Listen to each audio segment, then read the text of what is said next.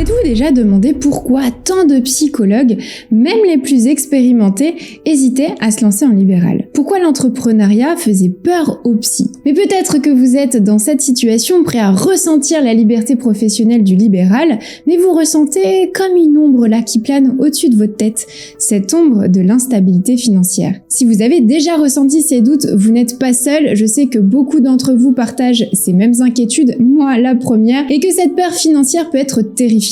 L'idée d'être son propre patron, c'est vraiment séduisant, mais c'est aussi insécurisant. Et ce qu'on entend particulièrement, c'est que le libéral, c'est instable, et donc c'est insécurisant. Mais alors, doit-on renoncer à son rêve de libéral, ou bien est-on condamné à vivre dans l'instabilité financière? Mais attendez, avant de tirer des conclusions trop hâtives, et laissez-moi vous dire quelque chose. L'instabilité financière n'est pas inévitable en libéral. Il existe des moyens concrets pour la réduire, pour planifier et anticiper intelligemment, et vous assurer une base solide pour votre nouvelle carrière en libéral. Dans cette vidéo, je vous partage des stratégies précises, des astuces dont on ne parle jamais et des conseils pratiques pour avancer avec confiance dans votre libéral et assurer sa bonne stabilité. Et restez jusqu'à la fin parce que je vous fais découvrir 4 astuces pour améliorer la stabilité de votre patientèle. Alors si vous voulez en savoir plus, abonnez-vous à ma chaîne et cliquez sur la petite cloche pour ne rien rater.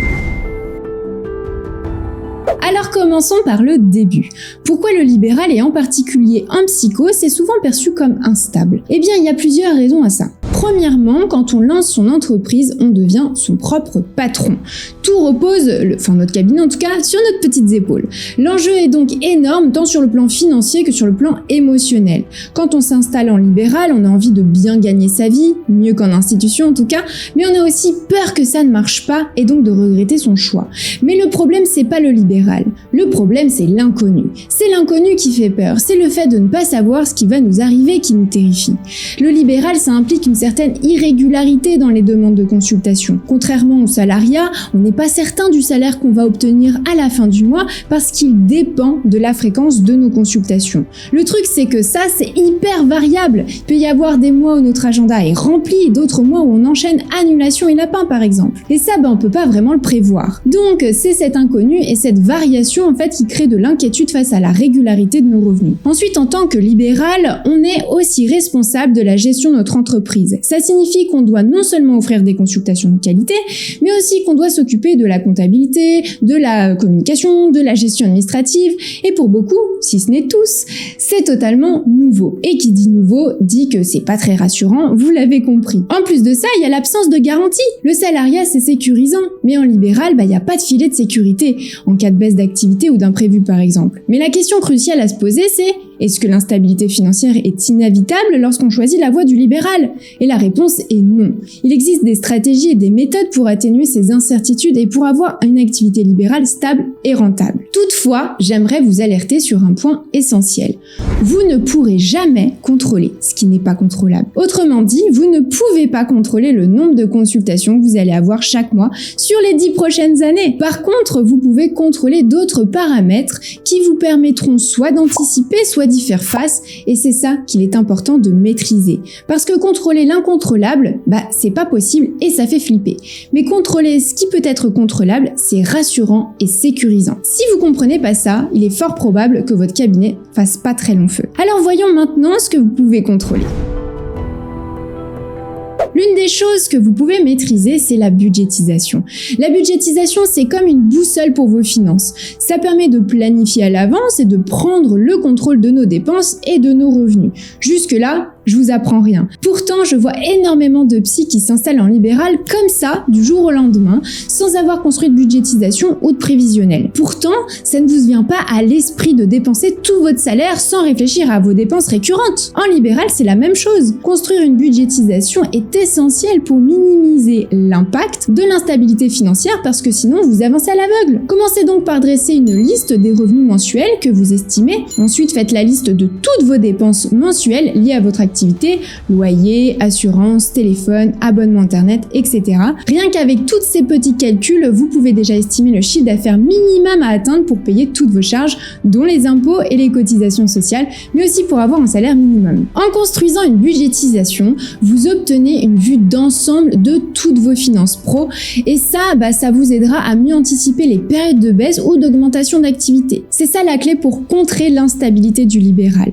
La budgétisation vous donne le contrôle. Vous pouvez identifier où vous dépensez peut-être trop d'argent, vous pouvez économiser. Ça vous donne également un objectif, notamment en termes de nombre de consultations minimum à assurer chaque mois par exemple. Ça vous aide aussi à réduire le stress lié à l'argent parce que vous avez une vision beaucoup plus claire et réaliste de votre situation financière. L'objectif avec cette budgétisation, c'est donc de maintenir un équilibre entre vos revenus et vos dépenses et d'établir un fonds d'urgence pour faire face aux imprévus.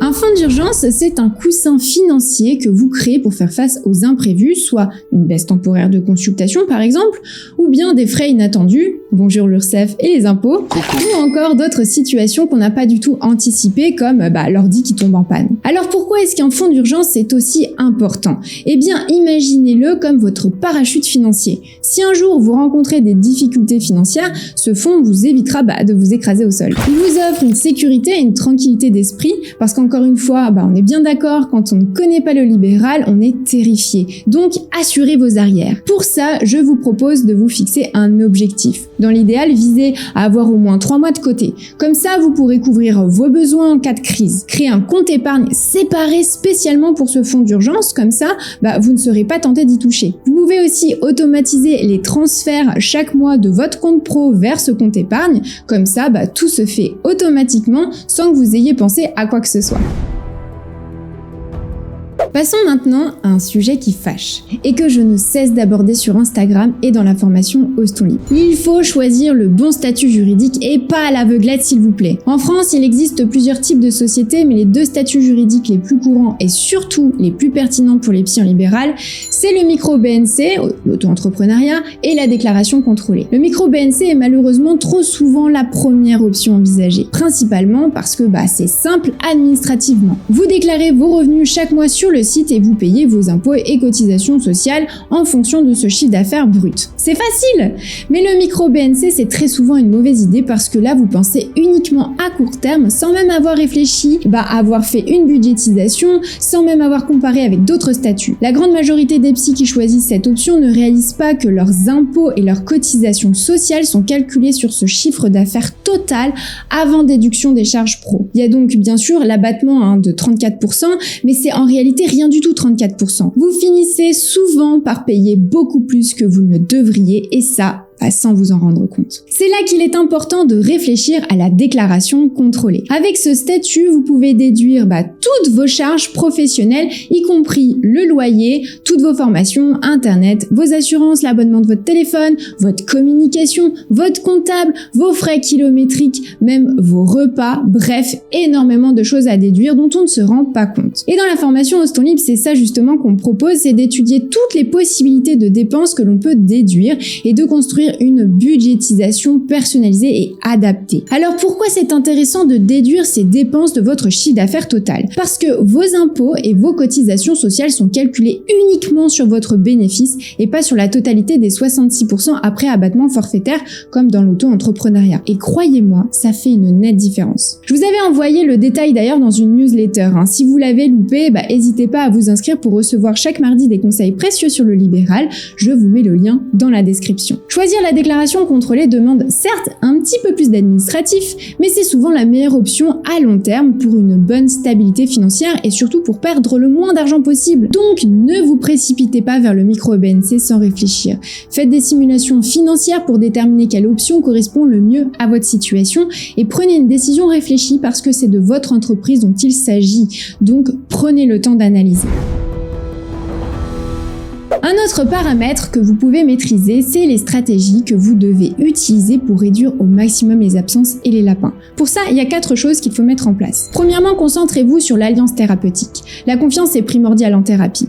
Vous devez donc vous montrer à l'écoute, empathique et créer un environnement où vos patients se sentent compris et respectés. C'est la base, mais parfois on a tendance à l'oublier au profit de tout un tas d'outils qu'on veut utiliser ou bien on pense trop vite savoir de quoi le patient a besoin. Mais avant tout, votre meilleur outil, thérapie, c'est vous-même, alors écoutez votre patient et mettez-le en confiance, c'est surtout ça dont il a besoin. Deuxièmement, faites des bilans régulièrement, ça permet justement de faire de la rétrospective de l'évolution des derniers mois, de mettre en lumière ce qui a avancé, parce que je vous rappelle, les patients ont vite tendance à oublier qu'ils ont avancé. Et ça permet aussi de faire le point sur les objectifs restants, de les remodeler si nécessaire pour rediriger la thérapie vers les besoins des patients. Troisièmement, posez votre cadre dès le premier rendez-vous. C'est l'une des choses que l'on voit en premier dans la formation Ostolib, c'est le cadre. Sans cadre, il y a de fortes chances que vos patients ne restent pas parce qu'ils ont besoin de contenance. Je vous invite donc à énoncer dès le premier rendez-vous votre cadre avec votre manière de travailler, les conditions de la thérapie, les limites, etc. À partir du moment où votre patient est d'accord, il y a un contrat implicite qui s'établit entre vous deux et qui vous engage profondément. Quatrièmement, demandez des retours. On n'a pas forcément ce réflexe, mais c'est aussi important que vos patients puissent vous dire en fait ce qu'ils en ont pensé, si votre méthode de travail leur convient, etc.